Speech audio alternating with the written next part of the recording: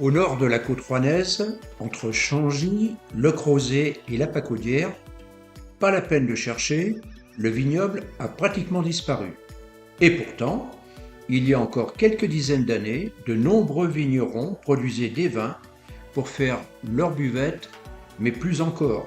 Tout ce qui était coteaux était couvert de vignes et de joyeux vendangeurs en septembre quand les vendanges battaient leur plein. Aujourd'hui, dans ces paysages restent les cabanons, mais surtout nos anciens villageois qui peuvent encore nous parler de cette époque, du métier de vigneron, de ses pratiques, mais pas seulement, quand les cabanons racontent bien d'autres histoires.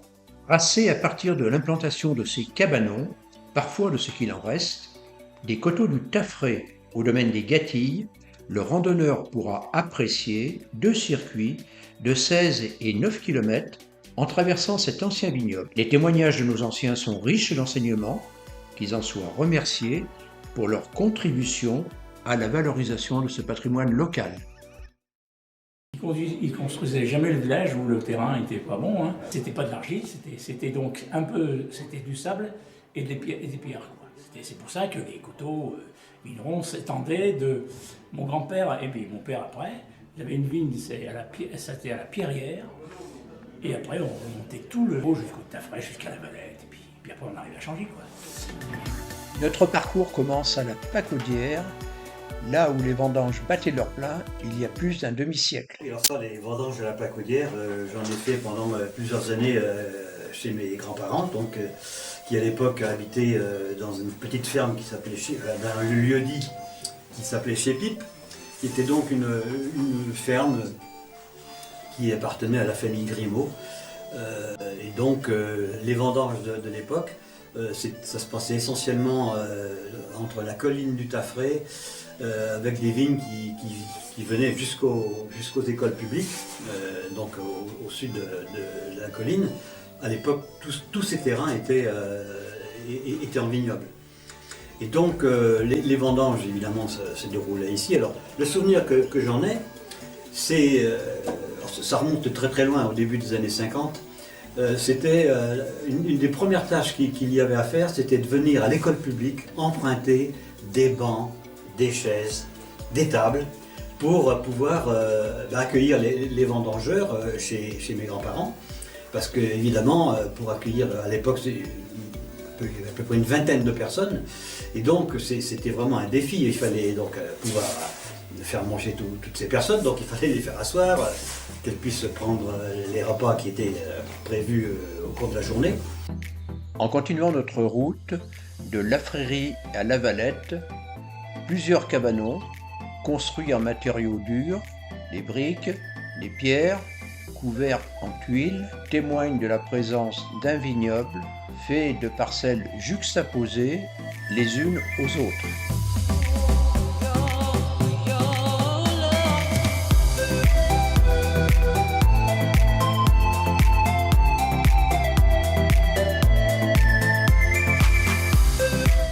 Puis nous arriverons dans le secteur de Lagare, qui était recouvert de vignes. Ouais. Toute la gare, il y en avait, mon père en avait même un bout à la Ricard. Et puis après, tu montais sur la Courtine, tu montais même à la Ricard, donc il y en avait de la vigne. Tout le versant, là, c'est resté pendant longtemps, en vigne, là. Mais le plus gros vigneron de l'époque, c'était quand même M. Noilly de la Gare. Lui, il faisait 100 pièces de vin à l'époque. Hein. Et son vin, il l'a envoyé à Paris. C'était le transport, je me rappelle, c'était Gilles Bouet qui emmenait le vin à Paris chez des négociants, dans des bistrots, dans des bars. Encore quelques dizaines de mètres et nous arrivons chez le bouilleur de cru. Mais c'est qui le bouilleur de cru? Pour moi, le bouilleur de cru, c'est la personne qui va distiller son gène, ses fruits, et il va s'adresser au distillateur à ce moment-là pour distiller son produit. Le bouilleur de cru, c'est ça. C'est mon grand-père qui distillait, disons, et ensuite qui a pris mon père aussi pour pour lui apprendre le métier. Une bonne ambiance. Les gens venaient, donc ils prenaient le casse-croûte avec. Enfin, c'est bon.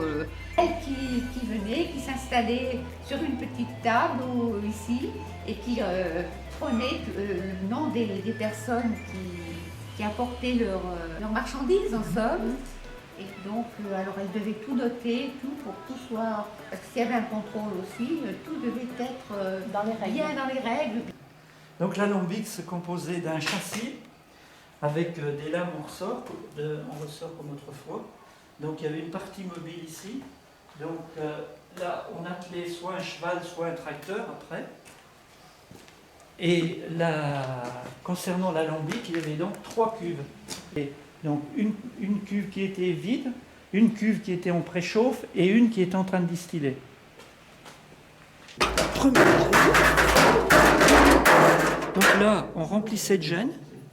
Et si c'était des fruits, on mettait uniquement cette grille.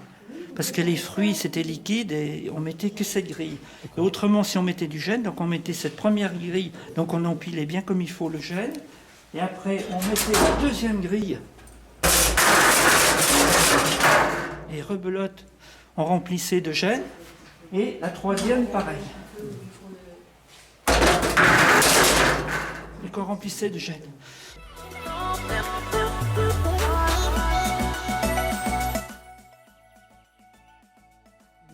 Le congé permettait, disons, de faire une distillation au maximum de 20 litres, à 50 degrés. Hein. Dans les textes, vous trouverez aussi 10 litres à 100 degrés, mais l'eau de vie était, on a ramené à 50 degrés. Hein. Alors après, il y a autre chose aussi, mais on va revenir sur les vignerons qui, disons, produisaient beaucoup de gêne, beaucoup de vin, et donc ils avaient un droit de remise d'eau de vie à l'État. Et M. Robert, à ce moment-là, distillait pour l'État. Donc, si mes souvenirs sont bons, on voyait arriver des camions, des camions remplis de gêne. C'était, disons, versé ici. Lui s'est arrêté en 1986. Après, donc, elle a été restée, l'alambic est resté à sa place à la distillerie, définitivement. Ici, au passage d'un joli cabanon, nous sommes interpellés par Maurice. Cette vraie de vigne, le cabanon, le long de la route nationale, de la route qui monte au Bronzé, là, hein, depuis la barrière de Midi, là, la plus grande cabane, elle servait passage de dames de l'époque, là, pour, bon, je ne sais pas si c'était pour visiter ou pour, hein, mais je sais qu'il y avait à l'époque beaucoup de visites, de gens qui passaient, des dames qui passaient et qui avaient la porte ouverte dans le cabinet du bas. En haut, il y a un autre cabanon, joli petit cabanon, mais assez grand encore, où il y a tous les pioches, on mettait l'engrais, les pompes à sulfater, tout le reste. Oui, il y a un puits, oui. Il y a un puits avec une conduite d'eau qui descend jusqu'au cabanon avec un robinet, quoi. Et tout l'outillage, il y avait 3 pompes à sulfater, une pompe pour le soufre, oui. Et puis tous les outils, alors, parce qu'à l'époque, il n'y avait pas de motoculteur ni rien du tout, hein, c'était tout à la main, les racloirs, les pioches, les cisailles pour tailler. Après avoir traversé le joli village médiéval du Crozet, nous arriverons sur la colline du Taffret, point culminant à 417 mètres. C'est là où les meilleurs rosés étaient produits, ces rosés que l'on retrouvait dans les bistrots des villages et les fêtes locales. Puis la lente et progressive disparition du vignoble et de ses vignerons.